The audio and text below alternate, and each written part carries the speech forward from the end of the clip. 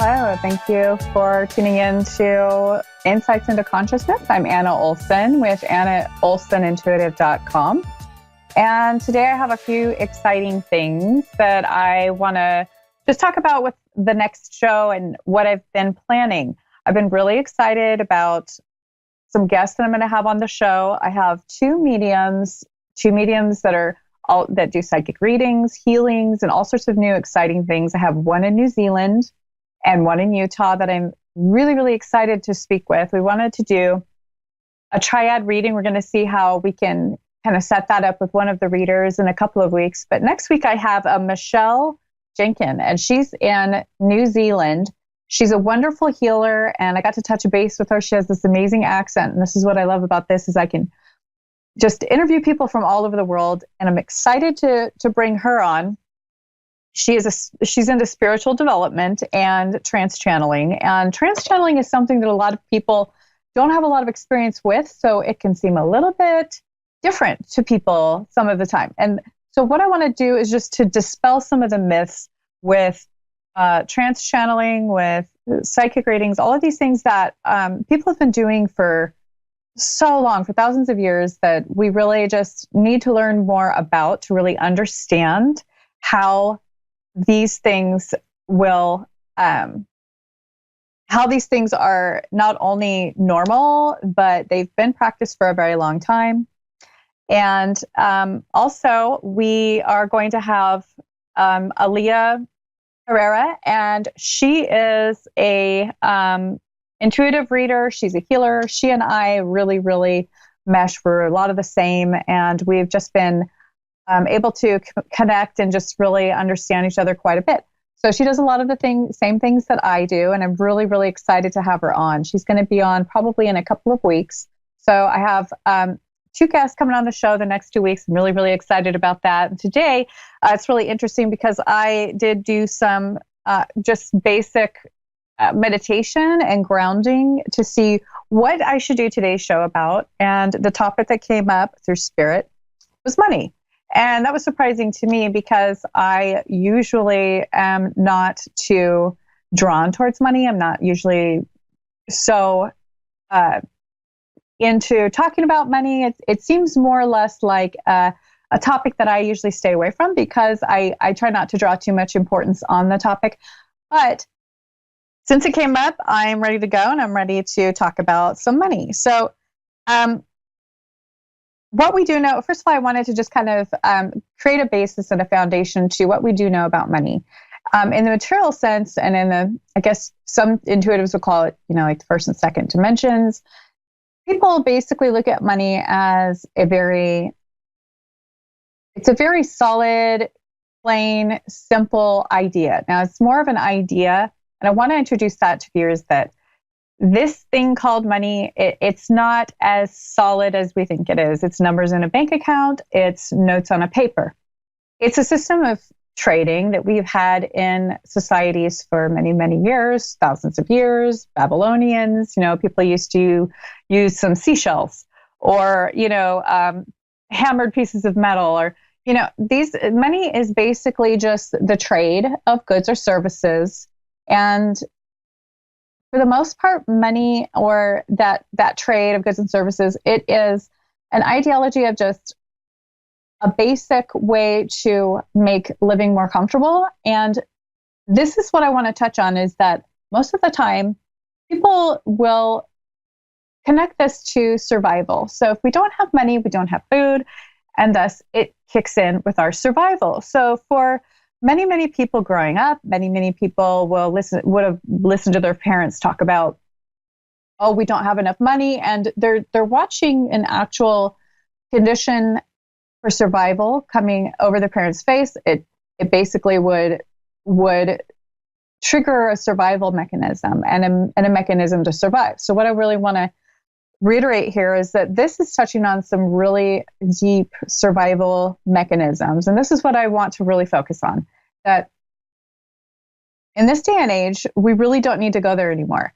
We aren't out in the middle of a forest or rainforest, trying to survive. And if, we don't get that fruit out of the tree, we're going to die. So let's just take that, into context with how people tend to view money and have a relationship with money. We are not in that situation anymore. So what should money be more? What is the relationship with money now? Well, basically, people tend to go into an education, get their education either in a skill, trade, or career. And those people in our society tend to make higher amounts of money. That is because they are of value to others and to helping other people with the service, a skill, trade.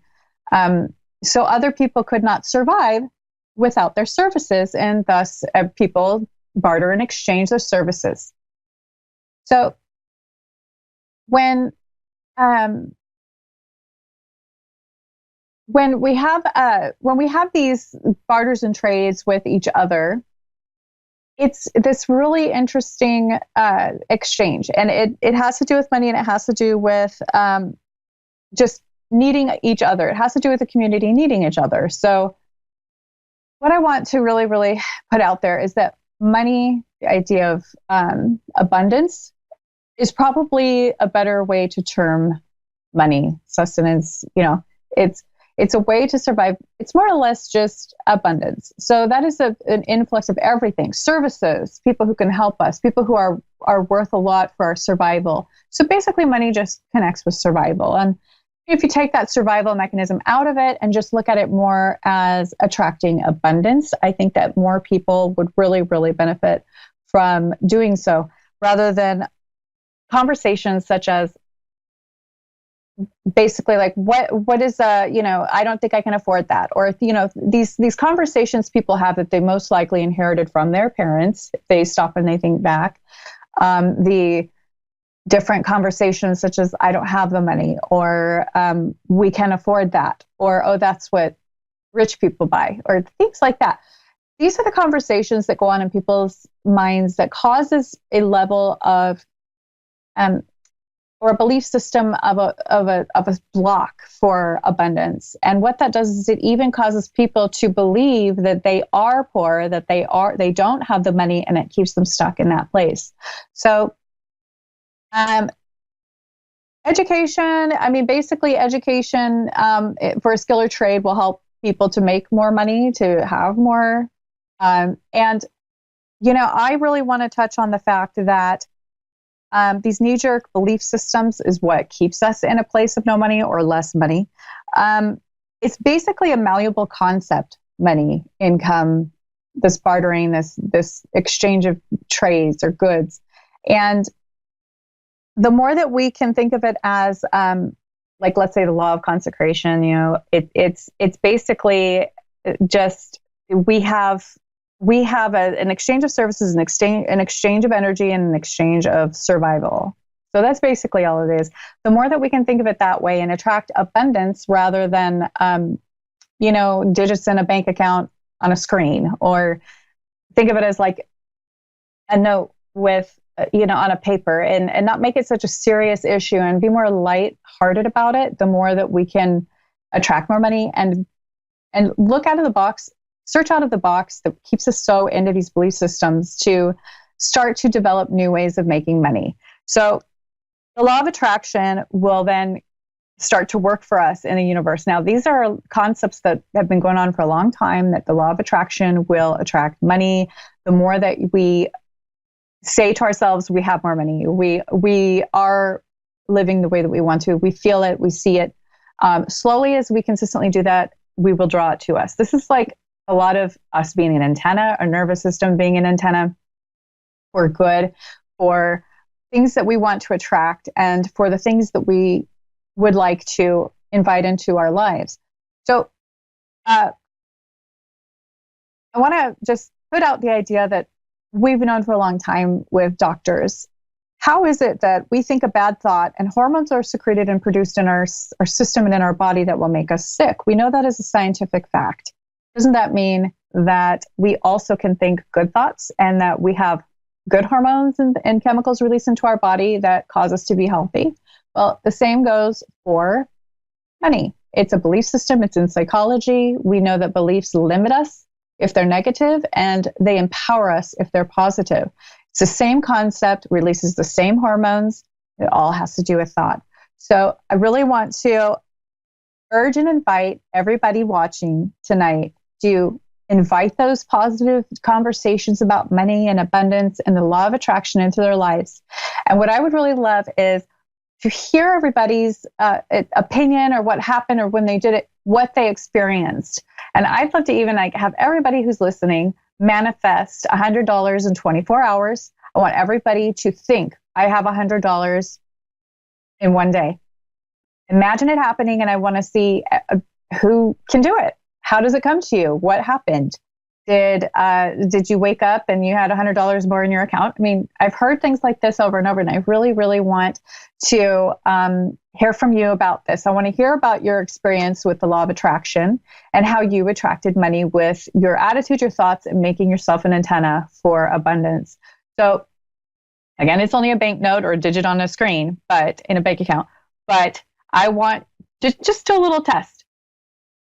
You could even just replace it with something else if you'd rather, if that's not something that you want to use. Most people don't mind $100, but if you want to try a purple flower or roses or something like that, just see how you can manifest this in your life. And I'd really love to hear from you. You can contact me on my website at www.annaolsen.com. That's annaolsenintuitive.com. And you can just click on the upper right-hand box with the little lines in it and click on contact me, and you can send me a message, and I will love to hear from you. I want to kind of get an idea of what people attract, and the main thing I'd like to see people do is to attract even more than what they're thinking. That's what I really, really want to see is for people to attract what they were thinking and more. So it's going to be really, really fun to see the result of that, at least for me. And so I just really want to also put it out there that quantum physics is a big issue but not an issue, but a big way for us to more or less reason these things out on a scientific way. So in a scientific way. So if we have frequencies, we have radio waves, for instance. How does that work? Well, we don't see the radio waves. We know that they work because we get a signal. Well, this is the same concept. I want everybody to create an antenna, being their nervous system and their aura and their thoughts and what they project into their astral area around them, into their energy. And I want to see what they attract. So I'd love to hear from you again. My website is annaolsenintuitive.com. And I think we're going to take a caller. It's Florence. Do we have Florence? Hello, how's it going? Good, how are you? Good, thank you. Where are you from, Florence? I'm from Australia. Oh, wow. I love your accent. Oh, thank you. Yeah. Do I have an accent? Do you like mine? Yes, you do. A very nice one at that. Thank you. So how can I help you tonight? You're welcome. I would just like to know, I'm a bit at a loss at the moment, just going through a few health issues. I just really would like to know if my health will improve and, just family life will improve. Okay. So, are these health issues causing your income to go down? Is that what you mean by family life, or is it another issue? It's a bit of both, yeah. Okay, that's kind of what I was getting. And is it, I'm sort of getting nervous system, nerves, and your leg? What is it that's going on? That's correct. It is my legs. I'm having a lot of issues with my legs at the moment. Yeah. Okay. I'm seeing something with the sciatic nerve. So when you're having pain, did you have an injury, or is this? I've got lymphedema in my right leg, and that's been causing a bit of dramas. Okay. Okay, because I'm seeing. Do they know the cause of it yet? Have they come up with tests that will tell you what's wrong? They just said that it's lymphedema and I have to live with it. So that's pretty much all I got. Yeah. Oh my. Okay. I'm so sorry to hear that. I'm getting that it has to do with your neurological system, that the nerves from the brain and your nervous system. Had you fallen or had any sort of an injury in the past? It has to do with your back, your low back, or your hips? Yeah, I have. I had a truck accident many years ago, which damaged all the nerves, muscle, and ligaments in my back. So, and it's taken a while to heal. So, yeah.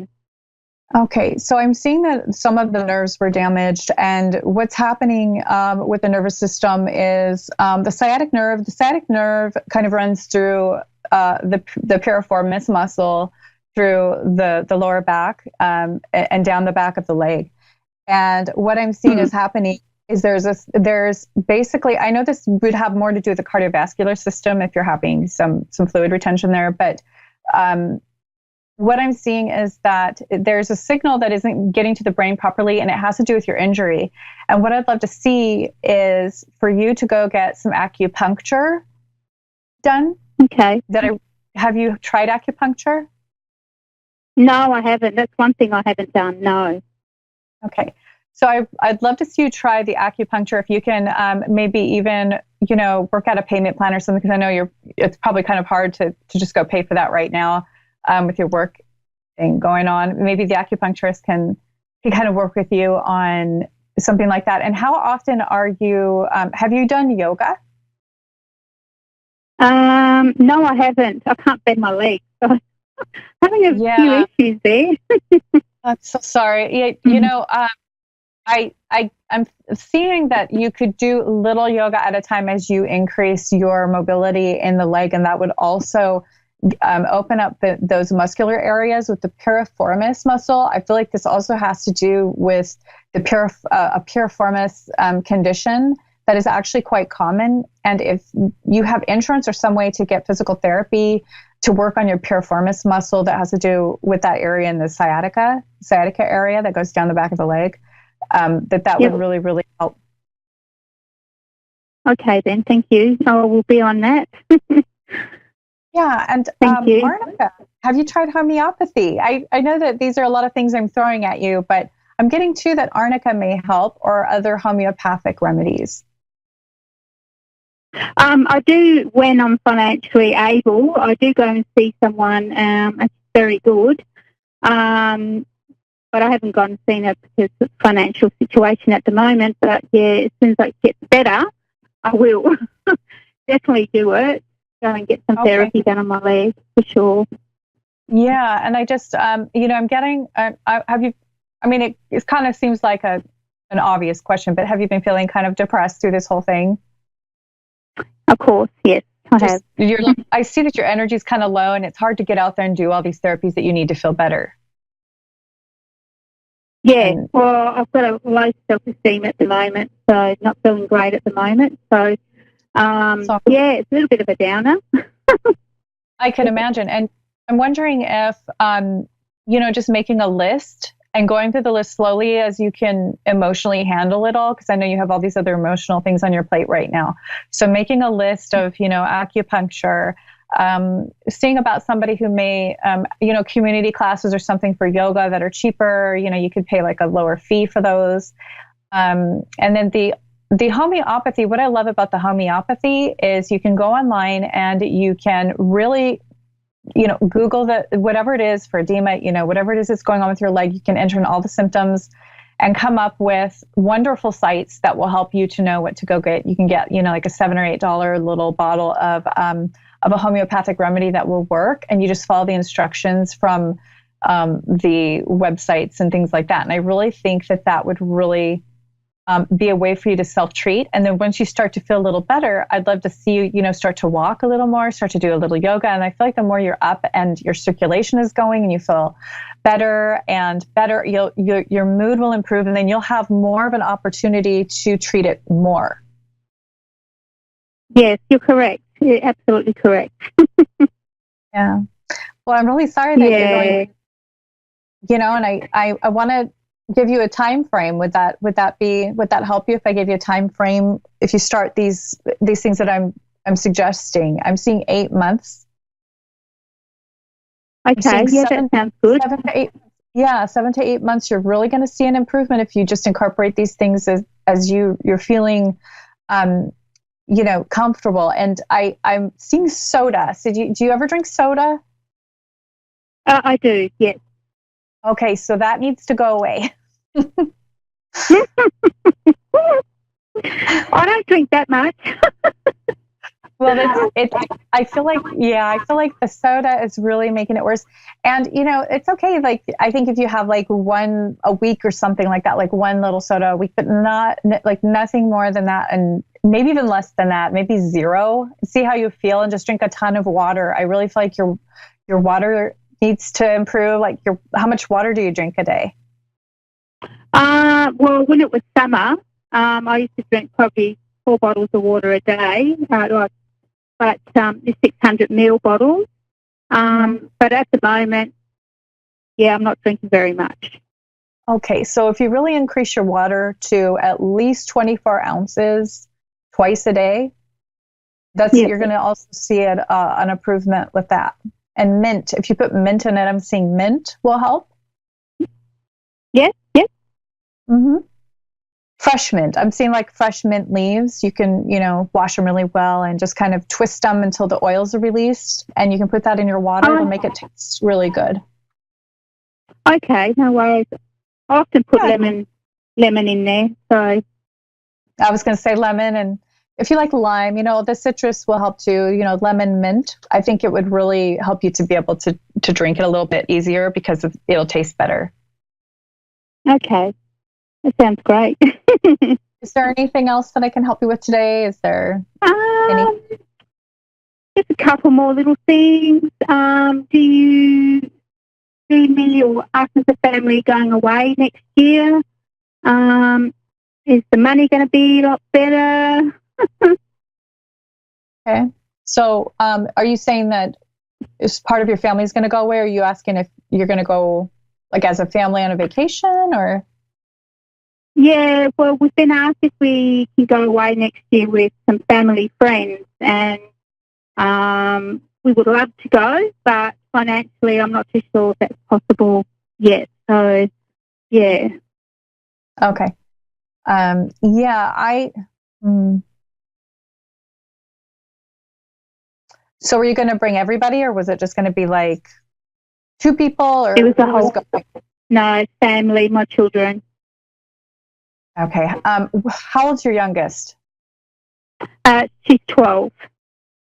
Okay, because I'm seeing that it would probably be more realistic for just you, or is it your husband? Yes. To go. So that would be more realistic for you guys financially, and you guys would have a good time. And I really think that would be good. And I know it's hard to not bring your kids because you really want to bring them, but I just don't think that right now you can afford it. Okay. Yep. And then the trick would be, kind of working out like how they would do at home and everything. But they could go next year when things start to look up. And I'm doing an abundance challenge right now. Before I took your call, like just to be like completely aligned with the law of attraction, and to make your body, your nervous system, an attraction for, or like a magnet, an antenna for abundance. So just whatever you need and however you can attract that. Okay. And this is kind of a challenge. It's kind of a neat challenge where you can really just practice on attracting money or anything. If you want to attract roses, or whatever it is that you want to start on, and just kind of play with the law of attraction. You can, tonight, in the next 48 hours, you can say, I'd like to attract $100. And just keep doing those little, you don't have to start with that. You can start with, I'm going to think about attracting purple flower. And then, it has to be one picked, or it could be one that you see out in nature, whatever. However you want to attract that, and just practice that law of attraction. Get a little bit more practice in thinking positively, because your body really needs you to have a lot more positive thoughts. And that's hard to do when you're feeling kind of down and out, Yeah, correct. So I'd really love to see you just practice a little bit at a time and pick up speed, just gradually at first, small things at a time first, and then increase to something bigger. So I really wish the best of luck to you. And we're going to end the call now, but good luck to you. And I'd love to hear from you. If you want to let me know how you're doing, you can email me through my contact at annaolsenintuitive.com. Okay, thank you so much. I really appreciate it very much. Okay. Thank you.